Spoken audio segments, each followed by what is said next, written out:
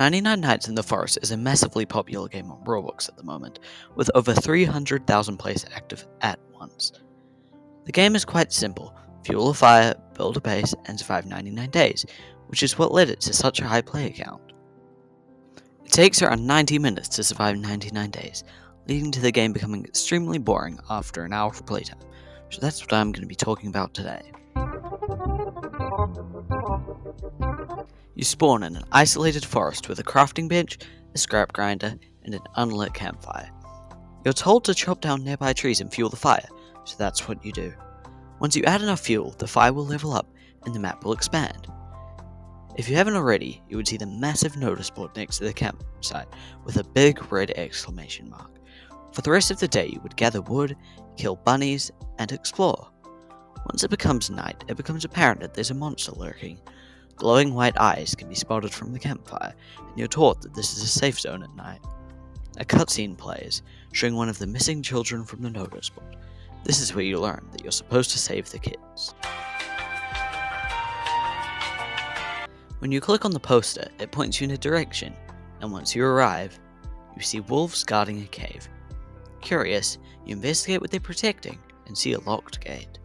It becomes clear that you need to kill the wolves in order to enter the cave, but you aren't ready. While scavenging for chests, you find a particular item, the revolver.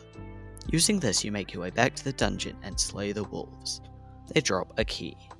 Using the key, you open the gate, go down a flight of stairs, and see a mysterious door, so you open it. Inside is the first child. So far, the game sounds fantastic. You have lots of stuff to do, from exploring to slaying wolves, but it doesn't stay that way. You finally have a sense of how to play the game. You explore structures to find scrap and loot to aid you on your quest to save all 4 children. Saving them becomes a breeze due to the large amount of ammo you receive in chests. The game still feels fresh, there's so much you haven't seen. But then it hits you. Once you rescue the 4th and final kid, you think you've finished the game. This is because the game makes it sound like you have 99 nights to get the children or else you lose. But no, the game doesn't end. While you wait patiently for it to say you win, it never does, and you get disappointed. Time feels as if it's going slower than before. You're growing annoyed and tired due to this game. In a rush of boredom, you decide that you're going to fill out the entire map, or chop down every tree you can see, or anything else like that. By a certain point, the game becomes more about patience than skill. You can't stop watching because you fear that while you're not looking, you'll starve to death or cultists will kill you. After a long wait, you finally reach day 99. Instead of feeling happy, you feel tired instead. After that much nothing use, you didn't care about the win, rather expected it. Now that we've gone over a possible scenario you could encounter in game, let's look at why surviving all 99 nights is actually boring. Repetition. As stated earlier, this game is very simple. All you do is cut trees for fuel, hunt for scrap, and gear up while you wait for cultists to attack.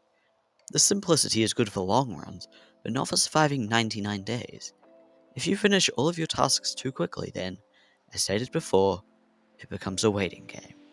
All you need to do is watch out for occasional cultists and have food at the ready. Most runs are boring unless you have a specific challenge to complete. Duration. Surviving 99 nights isn't a quick task. It takes around an hour for people who sweat at the game, so it's likely you'll spend much more time. An hour or 2 isn't much time on the surface, but it's the sheer nothingness that really matters. All the game becomes after a while is, oh, cultists, time to kill them, and whoops, I'm hungry, which means you just need enough focus that you're always watching, but you also probably want to do something while it's happening too. Difficulty. Unlike most games, 99 Nights doesn't have much of a difficulty curve. It starts out easy, then becomes hard midway, and easy again towards the end. Early game is simple, you're getting introduced to the basics and you're low on fuel. When you're halfway through the actual progression, the game becomes challenging. Tougher enemies spawn and dangerous events occur, yet you still have minimal gear.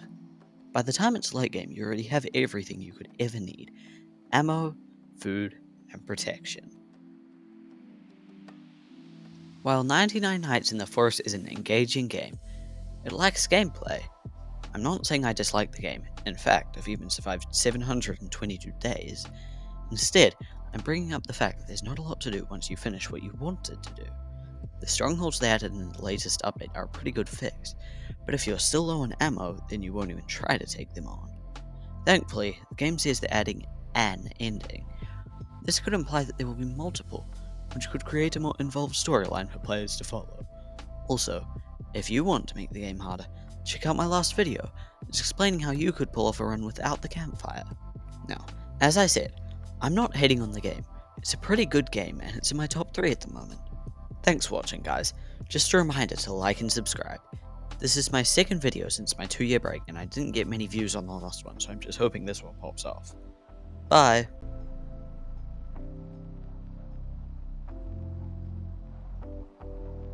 Subscribe.